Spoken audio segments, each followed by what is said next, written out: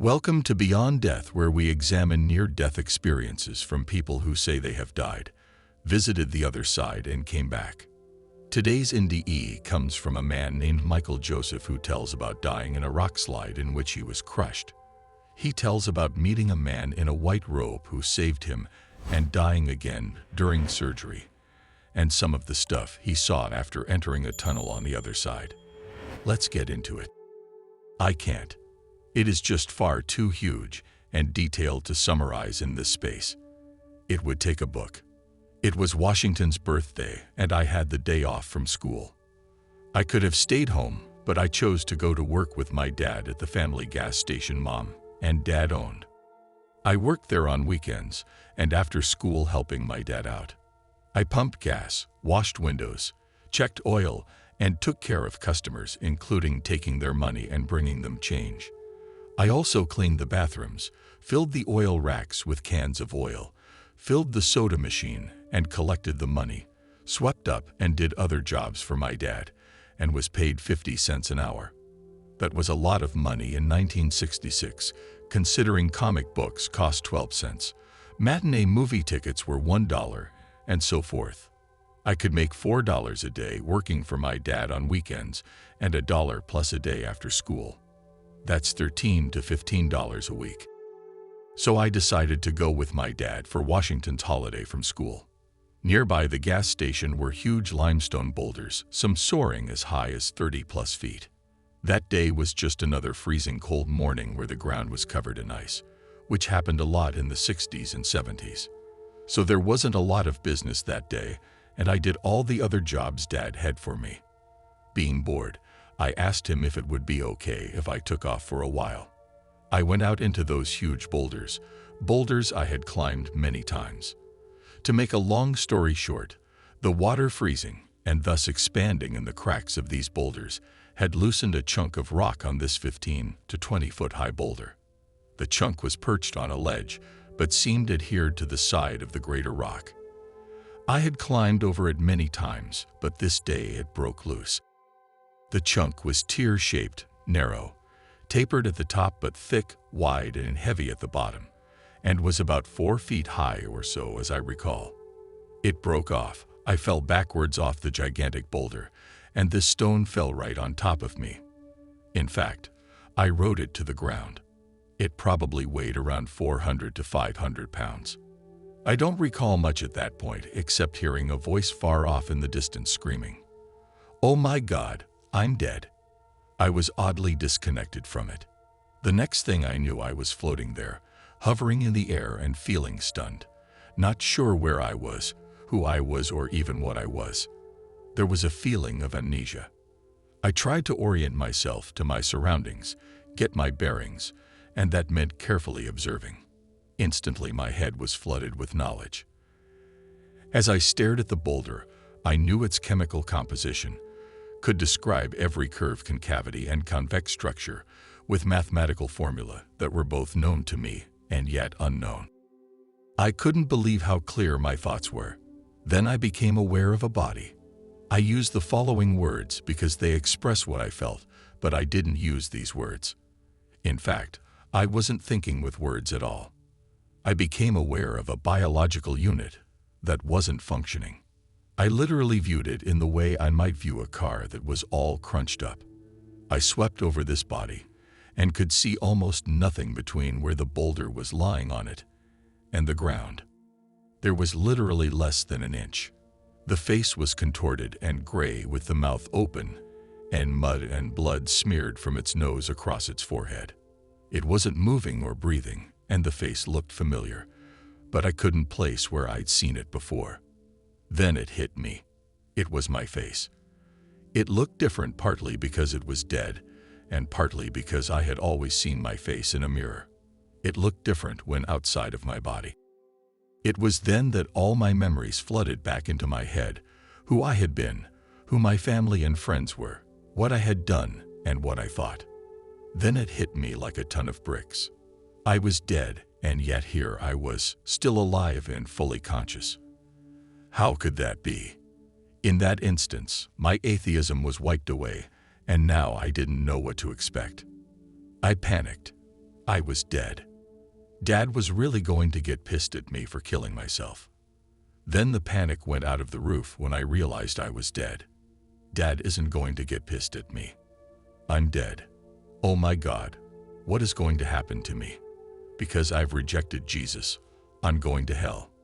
Maybe I shouldn't have been so hasty in rejecting religion. Maybe I should have listened more. Then all that panic was pushed out of me, and I can only use the analogy of being bone-shivering cold and standing in front of a nice warm fire. All that shivering and cold slowly gets pushed out of you, and all your muscles relax as the fire's warmth fills you. I felt this fire coming from behind me, and I whirled around to see a man with black wavy hair and black beard, all short-cropped, and dark, well-tanned skin. His eyes were like diamonds sparkling under light, and his robe was like a monk's robe, except it was bright white and glowing. I could see it flowing around him with visible eddies and currents. This being smiled at me, and I was instantly filled with love. So much love I felt I would explode from it. I could not contain it. I've never felt so adored. This being communicated directly with me with thoughts. No words were ever used. He told me this was an accident, and I could go back if I wanted. I told him by my thoughts there was no way to make that body work. It was squashed flat. He told me that he could make it work again. Did I want to go back? I wanted to know my options. What would happen if I chose to go back? And what would happen if I didn't? No sooner did I think these thoughts, and then I was hit with a package of images. It showed in brief what would happen if I didn't go back. I saw my sister get into alcohol and drugs and her life spin out of control because I wasn't there. I saw my dad commit suicide because of my death shortly after my mom divorced him over the matter of my death. I saw my paternal grandfather wither away and die, his heart broken over my death and my dad's suicide. There were twin blows that destroyed all the joy he had left in life. The effects went on and on. My mom was sad and heartbroken the rest of her life, and so very lonely. And I saw a parade of faces of people I would never meet, and whose lives I would have impacted and whose lives would have impacted mine. But now I would never know any of them, and they would never know me. The man in the white robe had me with my sister. I've always loved my little sister, and for her alone I would have chosen to come back. But seeing all that pain it would cause everyone else, mom, dad, grandparents, friends, cousins, aunts, and uncles, I had to go back. Then came a second package of images, those of what would happen if I went back. I skipped over the obvious. Dad didn't commit suicide. My sister turned out okay. Mom ended up happy. My grandfather went on to beam with pride over his first grandson to attend a university. My grandfather was a legal immigrant from Italy who never made it past the 4th grade, and he treasured education beyond everything. He crowed like a proud rooster when his kids graduated from high school, and I became the first of his grandkids to attend a prestigious university. But what I focused on in this second package was what I would pay as a price for going back. I knew that I would walk again, that all I had lost would be restored, but only temporarily. In my latter life, perhaps 10 to 15 years after the accident, I would suffer pain, extreme pain, and it would affect me the rest of my life. I chose to come back. He smiled, as if he knew I would pick the harder path because of how I felt for my family and friends. There was a snap and a pop, and I was back in my body. It was filled with crackling electricity like sounds and feelings. I had no breath, no air, and this huge rock was choking off all air. I grabbed the small end of the tier near my nose with my one free left hand. My right arm was pinned under the rock and rolled the thing off me like it was made of paper mache. I took a painful breath of air, and it was as if someone had plunged a sword into my right side. It was an agonizing breath, so painful I passed out and rolled down an embankment into a depression. And yet, as my body flopped over and over, rolling downhill, I was watching it from the top of my head, both half in and half out of my ruined body. I landed in the bottom of this depression, in a tangle of brush. I couldn't feel or move my legs. I was completely paralyzed from the waist down and I could barely breathe. Every breath was shallow and stabbed me like a dagger driven deep into my right chest. But I was alive, just like the man in the glowing bright white robe told me I would be, but I had not a clue how he did it. I could feel and hear the crackling of what felt and sounded like electricity flowing through me, and I knew I had to get help and fast. But how does one walk out of a deep ravine surrounded with muddy slopes and soaring boulders of limestone, 15+ feet high, with a broken back and legs that not only don't work, but I couldn't even feel? Just then, 2 boys crested the hill above me, one being a boy I knew named Johnny. I called to them weakly and Johnny dropped down to me. I told him to run and get my dad. I was very badly hurt. The other boy, who I didn't know, lived just up the hill above the ravine I was laying in. He ran to tell his dad to call for an ambulance. They didn't have paramedics in those days. Things moved fast after that. My dad, in a complete panic, finally found me as he ran aimlessly around the limestone field calling for me. My dad was the toughest, most fearless man I've ever known, but I saw panic in his eyes when he finally got to me. He wanted to pick me up and carry me out of there, and I told him not to because my back was broken. Soon the ambulance showed up at the top of the hill near the house of the kid I didn't know, and a small army of men had appeared from God knows where. I was strapped to a board that was very carefully slid under me. A small army of men passed me from hand to hand, up that steep muddy slope out of that ravine. Near the top, the line of men collapsed in the slippery mud, and I started to fall back down the slope, only to be caught and held by my beautiful papa, who refused to leave me fall. He rammed his feet into the mud, carved out footholds, and held on until the other men could reestablish their footholds and get me over the crest of the hill and into the ambulance where my mom was waiting. It was quite a ride to the hospital, and on the way, I asked my mom to wash the blood and mud off my face, which surprised her because how could I know?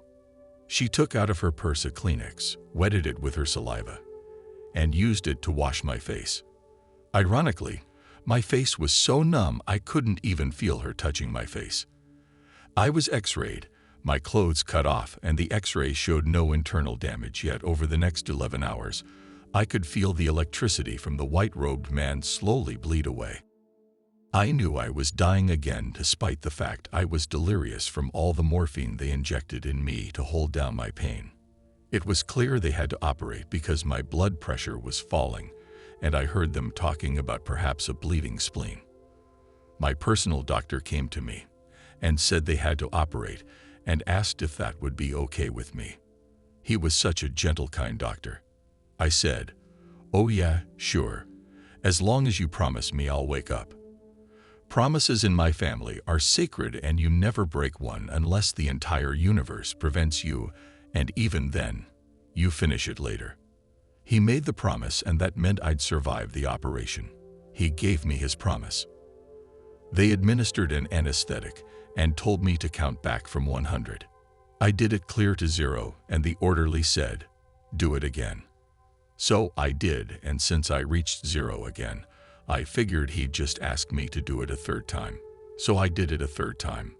I found them wheeling me into an operation theater. They hoisted my body with several nurses and orderlies up onto 2 parallel steel rails with my spine settled in between the 2 rails. My body was draped with sheets, a hood put in front of my face splash head. A huge spotlight hovered over me, and the room was really, really cold. I could hear someone say, "We are losing him." Then, his BP just went to 0. It meant my heart had stopped. I watched as the doctor, the chief surgeon, took a saw to me to quickly open me up. I still bear the ugly scar across my chest, where he literally ripped me open. I saw him say something, "Oh my dear God," after he got me opened. The internal damage was extensive. In fact, I should not have survived the initial impact of the rock. My heart was pushed out of its normal cavity up under my left armpit. My stomach and liver were shoved up into my right lung, which had collapsed around them. My diaphragm was missing. All my intestines, including my spleen, were shoved down into an area just above my pubic bone. There was literally nothing in my abdomen, and that was why nothing looked out of order in my x-rays. I heard the surgeon say he'd seen car wreck victims die with nothing near as severe as my injuries. He found it miraculous that I'd survived this long. He sawed me open and shoved his hand into my chest. I presume he went after my heart to massage it back to life, but just then, the oddest thing happened. I could hear people praying for me. Suddenly, I was there and I could see my doctor. He was kneeling on the floor in a waiting room with a bunch of chairs. Next to them were my mom, dad, and someone else behind them. They were all kneeling on the floor in that room praying for my life. The next thing I know, I'm back in the operating room, where the surgeon is working frantically to save my life, and as he works at massaging my heart, I found myself drifting away, and the further I drifted, the darker the room got, and the further away his voice sounded. I found myself well above the operating theater, where I should have been on a floor above that room or outside looking on a roof, but I wasn't. Instead, I was floating in the entrance to a tunnel or vortex. I was sucked into it, and that was when my adventure really began. I ended up with a life review and was escorted around the other side by a being who was my guardian angel/teacher, whom I came to call Professor, but he had an incredible sense of humor. I say he, with tongue-in-cheek, because he was neither a he nor a she. I saw what happened to true atheists. Apparently, I was open-minded enough that I didn't qualify. I got to see various heavens, and asked to see what hell was like if there was one. And there was, but it was nothing like I expected. I even asked to meet Jesus and apologize, only to meet a man that was nothing like I expected, and was given interesting historical facts I was later able to verify. All of that is far too complex to include here, including numerous predictions of the future that have all come true except one, which I think is yet to happen. Note from Beyond Death. Since I know this NDE leaves many questions unanswered, I have included a link to the original experience complete with a brief question and answer portion after it. Unfortunately, you, the viewer, will have to do your own investigation to discover more information on this one. I was able to find many books on Amazon written by a Michael Joseph, however, none related to NDE. Until next time, stay blessed.